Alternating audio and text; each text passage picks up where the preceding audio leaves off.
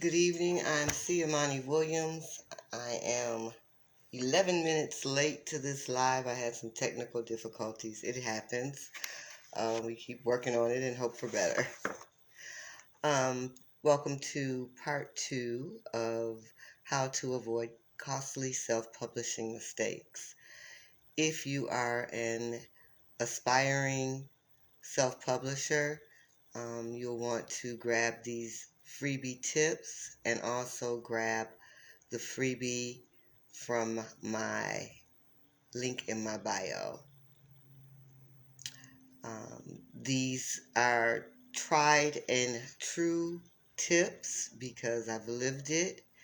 There are some things that I certainly would have done differently um, while I had published in maybe 7, 8, or 9 anthologies before um, embarking on Root Work Triumph Over Trauma.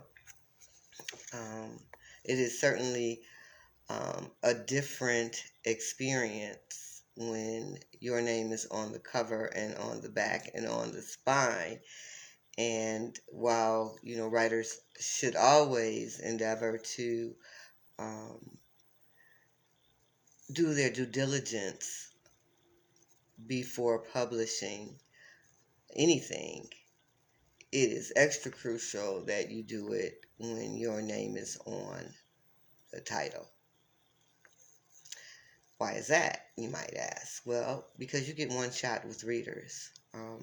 You are asking people to lay down um, cold hard cash, usually at least $20 of their hard earned money, and they deserve to have a good product. So your reputation is super important. Take care of that. Hey Juan, how you doing, my brother? From the D. Um, last last time I was on with this, we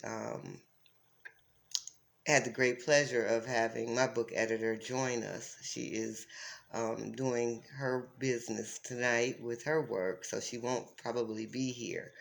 But she left us with some really good nuggets, so I invite you to check out that live broadcast from last Sunday, where we started to delve into this thing of avoiding costly self-publishing mistakes, because this should be a labor of love.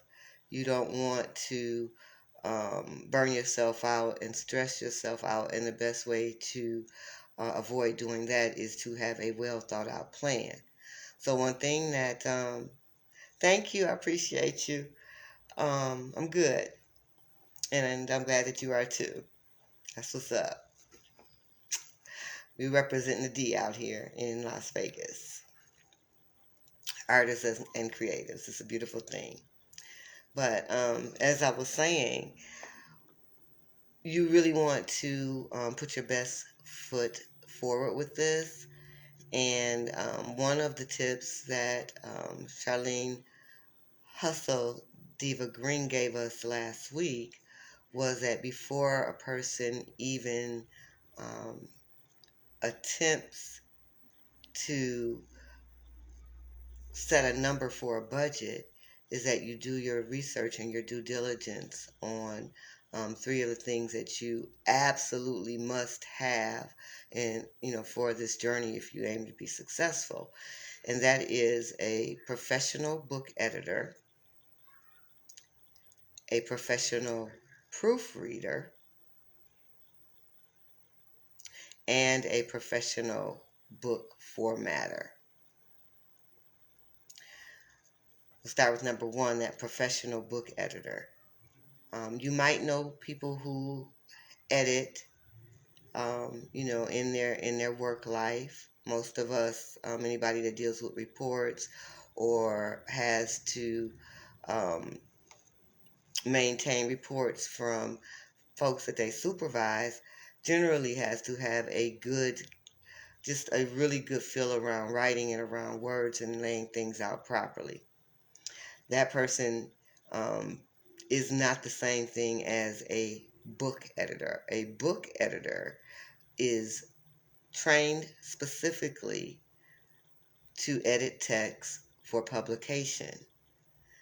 Um, the dictionary that you use and the writing tools that you use, and if you don't write professionally, you probably just maintain a thesaurus and a dictionary. But a professional writer, and particularly a professional book editor, their rules and the language changes all the time. But ordinary people like you and I would not be privy to that information. And so you are paying for a specific skill set. It is absolutely time consuming on their part. Um, they understand that when they take on a client, and the client has a deadline to get this book out, that if they sign that contract, they have to uphold it. So regardless of what is going on in their life, they are living and eating and sleeping that manuscript that you're paying them to edit.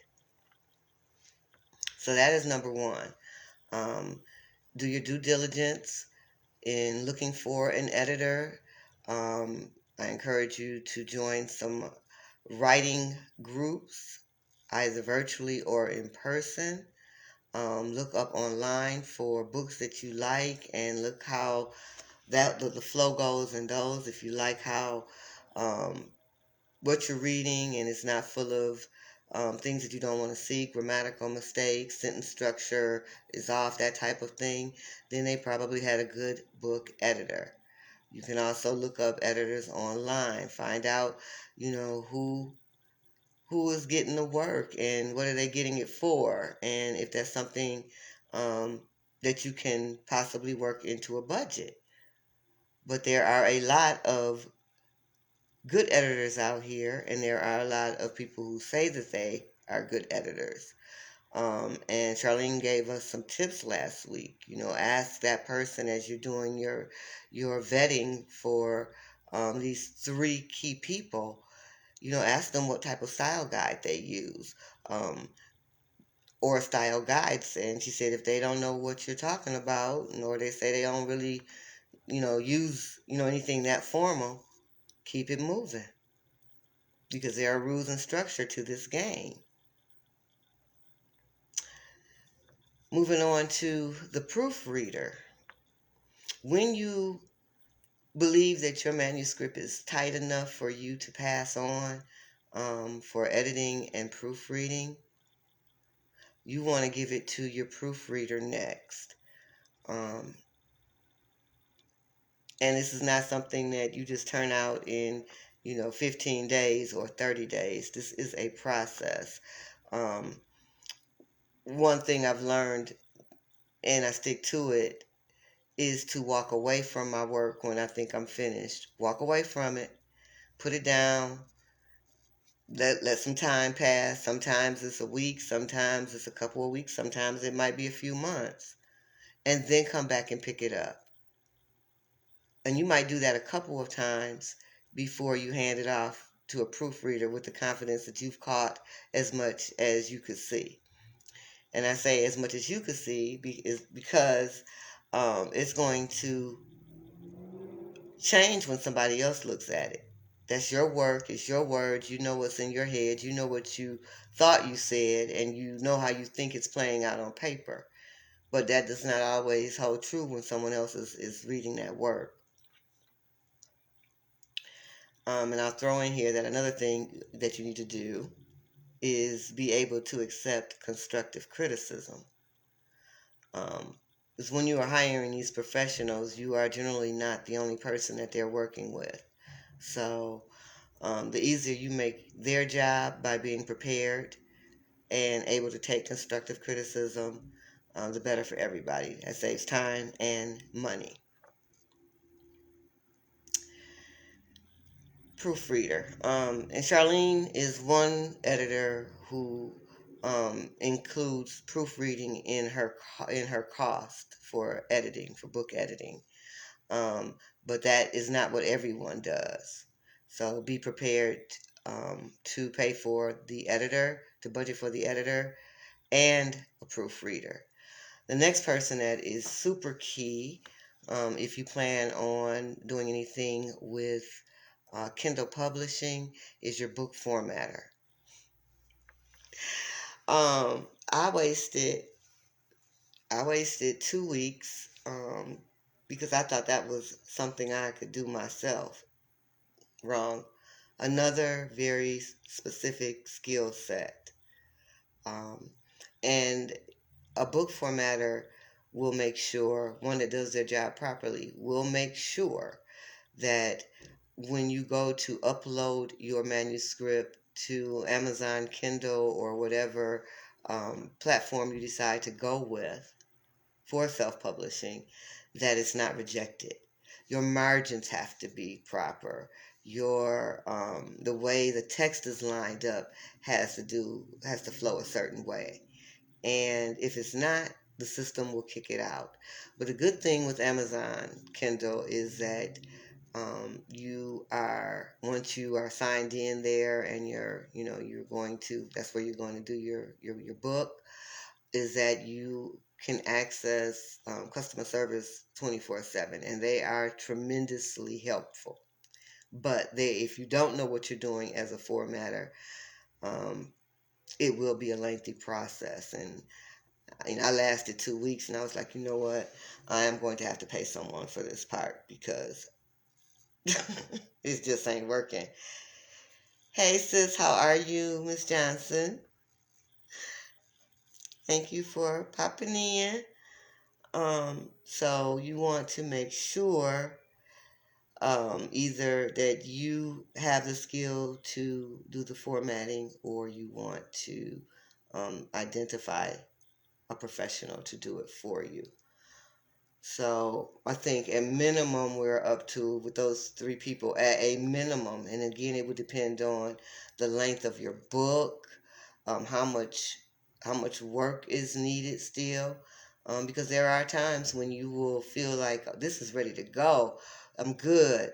I'm gonna hand this over so I can be published by XYZ date. Stay on track with what I started out to do." Well, this is a process, so it may not go with the original dates that you write down. And any one of those three key people might say, this isn't quite where we needed to be for me to do my job, and hand you that manuscript back. It is a part of writing. It is a part of the process that, just like rejection letters come, that sometimes we don't get it just right and we have to go back and tweak it. But again, to save money and save time, as much as you can prepare ahead for those three key people, because it goes to um, once it goes to your formatter, it is then going to hit your proofreader next, and the editor is the very last person to get it. And Charlene kind of likens that to um, she's the final dusting.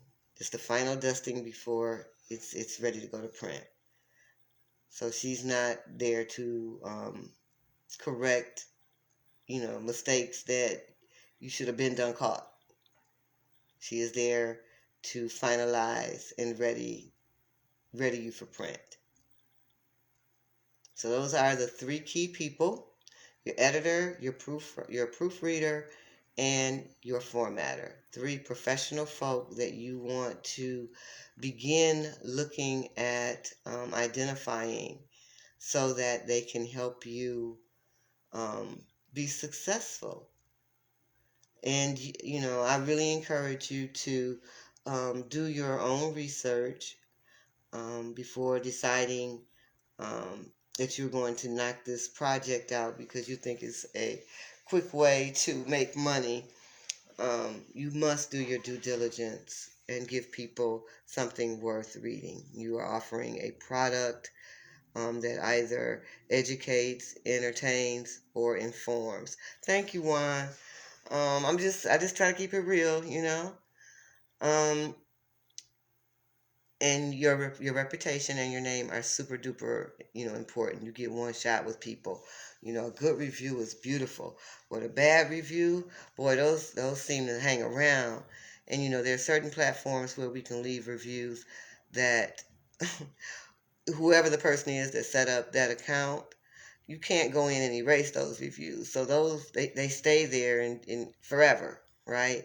And so that one bad review can do a whole heap of damage. Um, so just be mindful of that. Um, I'm trying to think quickly because not gonna hold folks much longer. I'm gonna go in like 10 minutes, and I'm gonna leave time for any questions that you might have. But I really encourage you to uh, don't believe the hype of publishing in 30 days and becoming rich. Honestly, you need to give yourself some time. This is a process. Even if your manuscript, if you believe it's ready to go right now, um, you still might want to, look at it again before you hand it off. And so if it is finished and you're good with it, then you can start, along with the other folks, vetting those three people: your editor, your proofreader, and your formatter. Um, Real quick on ISBNs, that is every time or anytime a book is published, it comes with an ISBN that is attached to the author's name. If you go with Amazon Kindle, you do not have to purchase ISBNs. They will gift them to you, but then you cannot sell your book on any other platform.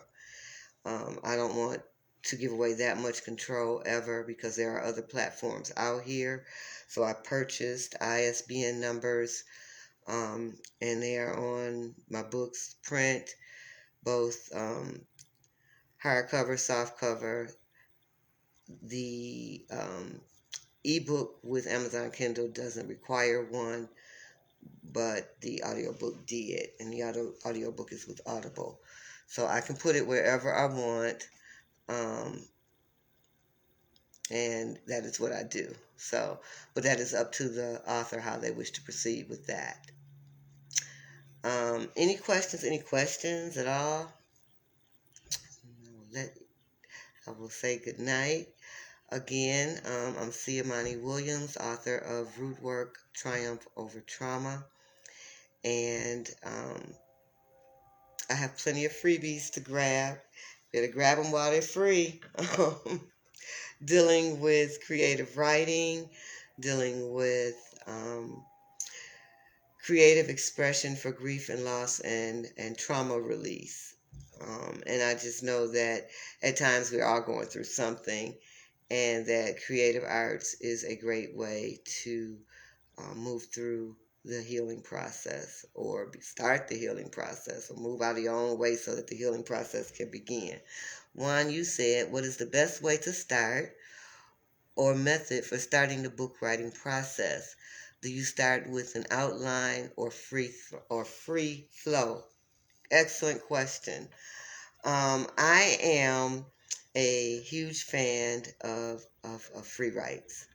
And the way root work is structured, because it contains poetry, uh, personal essays, and short stories. My outline like that was not going to work for me. Also, this book covers 40 years. So a traditional outline was not going to work with me. So I have 4 chapters, and within each chapter, it contains poetry, short stories, and personal essays. Um, and again, it covers 4 decades. So starting in the late 70s through 2020. So, and a great person to check out, if you want to check out the free flow, is Julia Cameron. She wrote The Artist's Way, and it is a course that you use a book with, that I have taken, that I have taught, and that I have done solo expeditions with. The Artist's Way. And what Julia Cameron does, and why I have been a follower of hers since 1999, when I took my first Artist's Way course at Affirmations in Ferndale. I love her because she is so doggone real. Like, she gets in your face. You deal with, using that book through the exercises, you deal with um, issues from childhood. You deal with why you don't do some of the shit you do now, and how unresolved things from childhood play a part in that. And she's super real. She talks about, being in recovery for alcoholism and how she just had to get real with herself. And her book is just excellent. And you are welcome to grab the link out of the bio, of my bio, for the Artist's Way course that I will be teaching virtually um, within the next month and a half. And if you can get the book from online, you can get it from the library. It's online everywhere. But I encourage you, if you check out the link and think that's something you want to do, that plan on getting your book by the end of the year. So I'm thinking probably January would be a great time to start that. Um, Following Kwanzaa. So I hope I answered your question. I believe in free flow, and Julia Cameron makes sure that you do a lot of that. There are two requirements for doing the course. You sign a contract with yourself to write morning pages, and so every morning, the idea is that every morning before your feet hit the floor, before you get into your routine, that you just free write. You just free write. Thank you, Juan. 3 to 5 pages every morning. And if you can't think of anything to write, then we write, I can't think of anything to write. And by the time you write that 10 to 15 times, something will trigger and you will write something else. But you free write every day. If you fall off, you don't beat yourself up. You just get back on the next morning. And then you don't read those. You don't read those until a couple of months later. The other thing that you do is that we do an artist date with ourselves.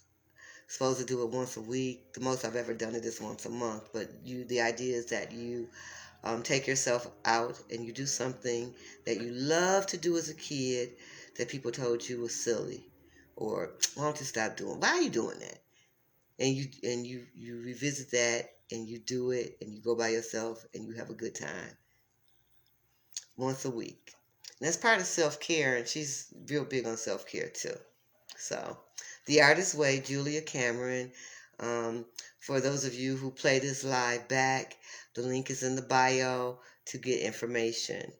And again, I'm thinking about like the beginning of January, so that gives you time to get the book and or look it up online and just start kind of perusing it. I think that you will dig it if you are a creative and you ever get stuck. If you are creative and you ever get a little blue or down, this book and this course have a way of